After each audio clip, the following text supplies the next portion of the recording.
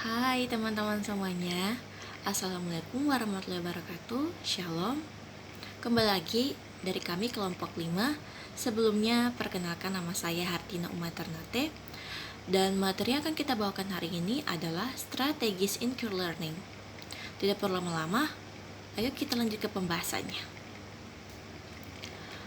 Strategis in-core learning. Dokumen ini membahas tentang strategis in-core learning, sebuah pendekatan pembelajaran yang mendorong siswa untuk aktif terlibat dalam proses pembelajaran melalui penyelidikan dan eksplorasi. Materi ini akan menguraikan konsep in-core learning, tahapan pelaksanaannya, peranan guru, manfaat yang didapat, tantangan yang dihadapi, serta strategis mengatasi kendala dalam penerapan in-core learning di kelas. Pemahaman konsep in-core learning. In-core learning adalah pendekatan pembelajaran yang berpusat pada siswa, di mana mereka didorong untuk aktif terlibat dalam proses pembelajaran dengan mengajukan pertanyaan, mengumpulkan data, menganalisis informasi, dan menarik kesimpulan. Metode ini berfokus pada pengembangan kemampuan berpikir kritis, pemecahan masalah, dan keterampilan ilmiah para siswa. Dalam in-core learning, siswa tidak hanya menerima informasi secara pasif, tetapi juga berperan aktif dalam membangun pengetahuan mereka sendiri melalui proses penyelidikan. Guru berperan sebagai fasilitator yang membantu siswa dalam mengarahkan dan membimbing proses pembelajaran. Tahap pelaksanaan in-core learning. Proses in-core learning terbagi dalam beberapa tahapan yang saling berhubungan dan harus dilakukan secara sistematis untuk mencapai hasil yang optimal. Yang pertama, merumuskan pertanyaan. Yang kedua, merumuskan hipotesis. Dan yang ketiga, merencanakan dan melakukan penelitian. Yang keempat, menganalisis data dan menarik kesimpulan. Dan yang kelima, mengevaluasi dan menyusun laporan. Setiap tahap memiliki peran penting dalam proses pembelajaran dan keberhasilannya bergantung pada pemahaman dan penerapan yang baik dari setiap tahapan tersebut. Materi selanjutnya yaitu peranan guru dalam inquiry learning. Peran guru dalam inquiry learning sangat vital.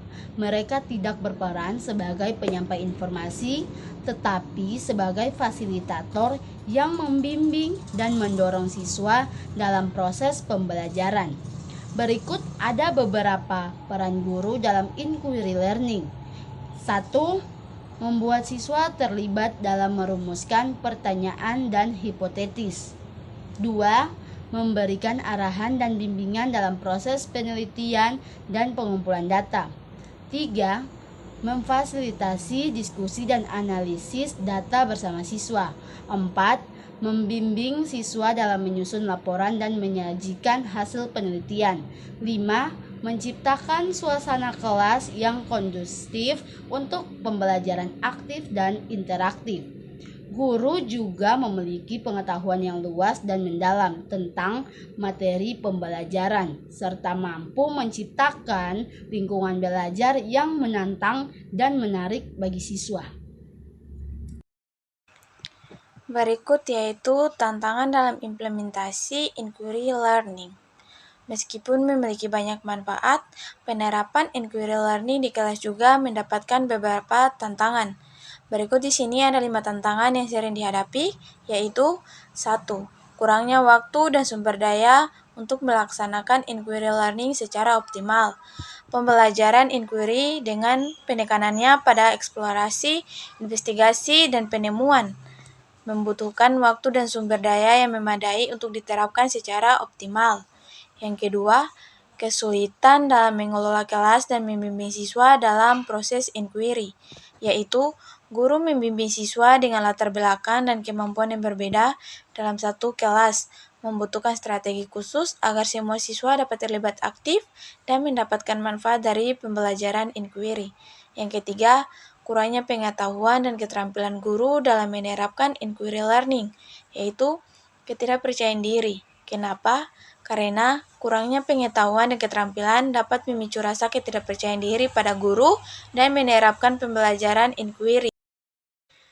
Kesimpulannya, inquiry learning merupakan pendekatan pembelajaran yang efektif untuk meningkatkan kemampuan berpikir kritis, pemecahan masalah, dan keterampilan ilmiah pada siswa. Meskipun ada beberapa tantangan dan strategi yang tepat, inquiry learning dapat ditetapkan secara optimal dan mencapai tujuan pembelajaran yang diharapkan. Penting bagi guru untuk memahami konsep tahap dan memanfaatkan inquiry learning, serta terus meningkatkan kompetensi dan kreativitas dalam menerapkan metode ini ke kelas. Jadi, itu saja materi dari kami. Jika ada kekurangan atau penjelasan kurang jelas dari kami, mohon dimaafkan ya teman-teman. Dan sampai jumpa. Terima kasih.